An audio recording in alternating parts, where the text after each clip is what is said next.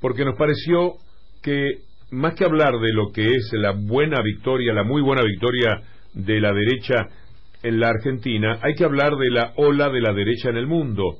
Entonces escuchábamos todas estas voces.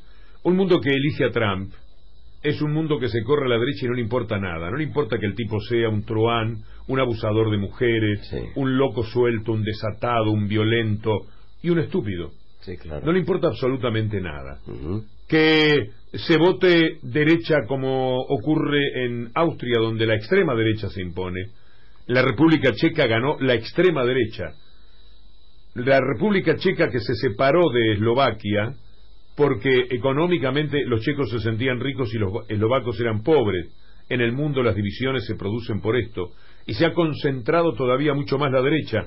Derecha en Inglaterra, derecha en España, derecha en Francia, derecha en Italia, en Alemania, derecha donde uno prácticamente ponga la mirada hoy día. Un tiempo político que se parece demasiado a la restauración conservadora de finales de los 70, principios de los 80, que tuvo un triángulo fundamental entre Reagan, Thatcher y Juan Pablo II, ¿no? Derecha en América Latina, donde Temer es, aún con las trampas que hicieron, es representante de un sector económico muy fuerte que lo tiene allí y lo sostiene a como de lugar.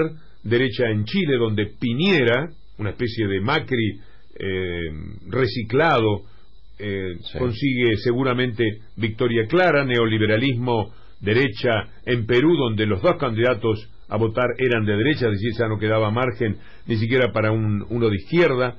Derecha en Ecuador, donde Correa ha sido traicionado por Moreno, que inmediatamente, quizás porque vio que no iba a poder con el establishment, se quebró y se fue para ahí. Derecha en Colombia, caramba, derecha en América Latina, donde uno ponga la mirada.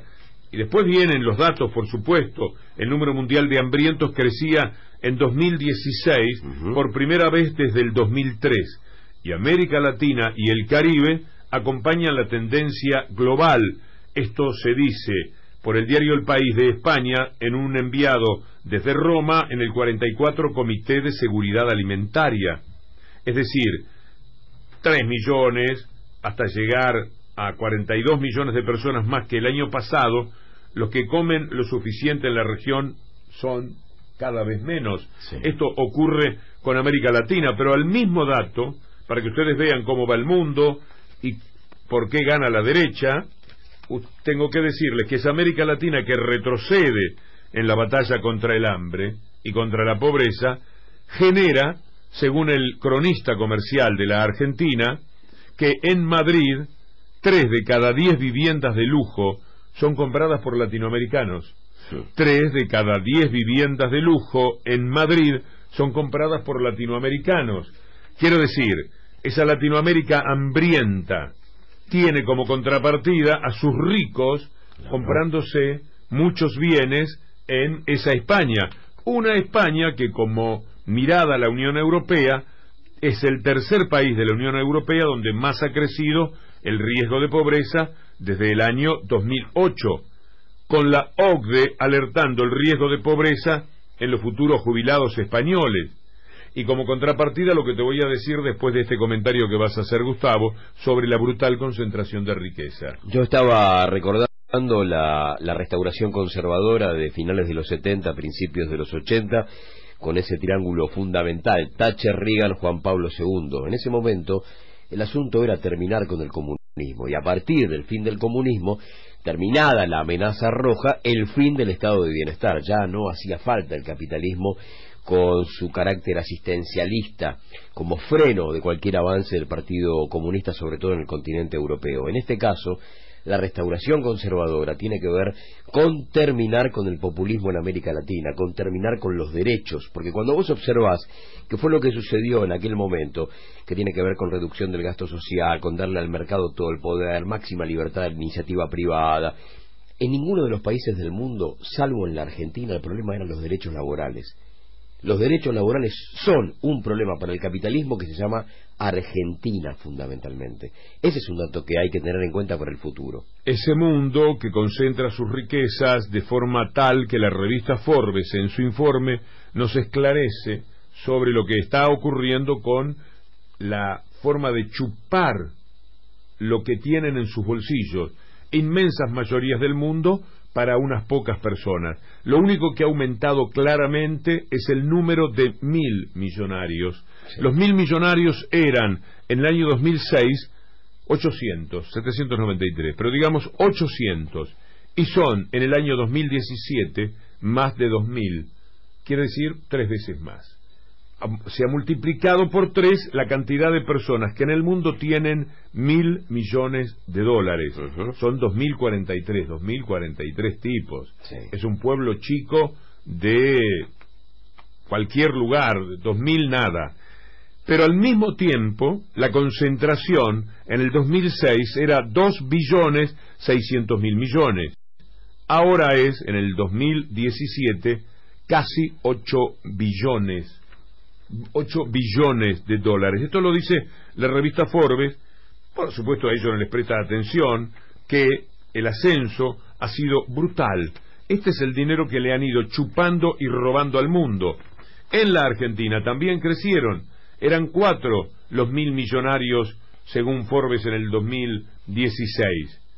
En el 2017 ya son 7, porque subió, por ejemplo, a esa categoría un tal Marcos Galperín, Eduardo Constantini, Jorge Eduardo Brito, que antes no estaban.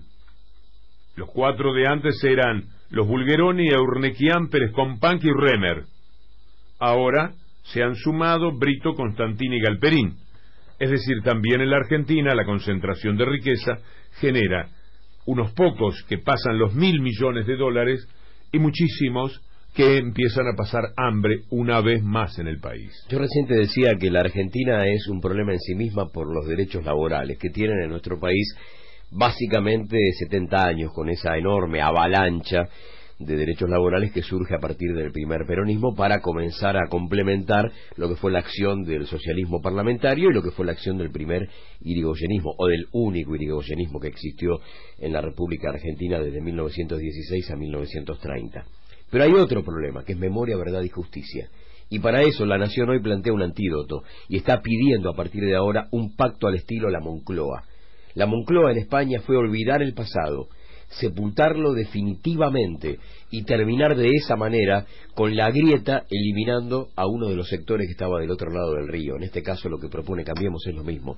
Terminar con la grieta es terminar con uno de los dos que está en la discusión, y de esa manera hay paz social. El gran triunfo del capitalismo, como dice Jorge Alemán, como también piensa Nora Merlín, para citar 2 pensadores de los que me he acercado por distintos motivos en los últimos tiempos, es la creación de una subjetividad. Sí. Lo que vamos a escuchar marca que ni siquiera es necesario decir algo que tenga un sentido para convencer a la gente. La gente está preparada, adobada por medios de comunicación que hacen a intereses económicos impresionantes, particularmente en la Argentina, instalan un enemigo, instalan una idea. Por eso es increíble la elección de Cristina Fernández de Kirchner. Si uno revisa los datos, 37 de 100, sí, es una locura de personas agradecidas a lo que vivieron. No existen ese tipo de gratitudes en el mundo. Con esta elección de ser, se reproduce la plaza del día que se despedía Cristina Fernández de Kirchner. La gente no se olvida, ya pasaron 2 años, Claro. 2 años en los cuales aquellos que tomaron conciencia de una manera que podría decirse generosa, porque todo lo que yo veo de las personas que uno frecuenta, que tienen que ver con ese sector ideológico de la República Argentina, en general se corresponden con una clase social, no de ricos, por cierto, pero sí de personas bien preparadas, cultas, con una mirada hacia el mundo ciertamente más lúcida. Pese a todo esto, el triunfo es de lo que puede ser un discurso totalmente vacío. No sé qué ha preparado Juan Derbencis en el clip de presentación, porque ahora, después de poner en contexto lo que en Argentina ocurre, mirando el mundo, vamos a mirar un poco la elección de ayer. Divididos, salir a asustar. La elección deja un triunfo podría decirse rotundo, porque es en todo el país, porque es en prácticamente toda la provincia de Buenos Aires, menos la tercera sección, porque es con números que superaron a los de las PASO, porque es con un número que a la República hacía mucho tiempo no se le veía en materia de decisión política de la ciudadanía, por lo cual sale muy fortalecido el gobierno. Sale fortalecido para lo que ya sabemos, para achicarnos la vida, pero lo ha fortalecido un sector de lo que llamamos pueblo. Hay un sector de una élite dominante a la que no le alcanza nada, ni siquiera ganar, porque no se calman.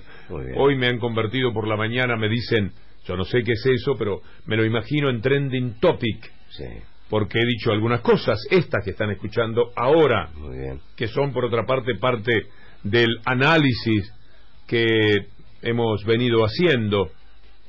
Sale fortalecida Cristina Fernández de Kirchner, por lo que recién decíamos, es imposible, Gustavo, llegar al 37%, superar el 37%, podemos decir, exagerando apenas un poquito, 4 de cada 10 ciudadanos, 2 años después, todavía están agradecidos y todavía se corresponden con sueños que hacen a un mundo completamente distinto al que acabamos de escuchar en las voces de Macri, Vidal y Marcos Peña. Néstor decía, a no confundirnos, Mauricio es Macri. Bien, tenemos la necesidad ahora más que nunca de hablar sin eufemismos. No ganó Cambiemos, ganó la derecha, ganó el neoliberalismo. Cambiemos es la frase con la que ellos se ponen un mote de fantasía para ocultar lo que realmente son. El enorme ganador es el Grupo Clarín. El gran vencedor en esta historia es el grupo más mafioso del periodismo latinoamericano, solo en competencia con O Globo. Pero son los vencedores de la hora. No hay manera de construir lo que ha ocurrido sin el enorme poder de los medios. Y con ese poder de los medios puede decirse que haber resistido implica una cierta esperanza para los seguidores de lo que llamamos la izquierda en la República Argentina. Porque sumando sueños distintos a los de Macri entre lo que es el kirchnerismo-peronismo y la izquierda tradicional y convencional, por más que esa izquierda no molesta al establishment, y la que sí molesta al establishment es la izquierda del kirchnerismo-peronismo, o del Kirchner-peronismo, no sé exactamente cómo decirlo, construir, como dijo Cristina Fernández anoche, desde ahora es posible, porque dijo, aquí no se termina nada, aquí empieza todo. Buen día, Cintia García.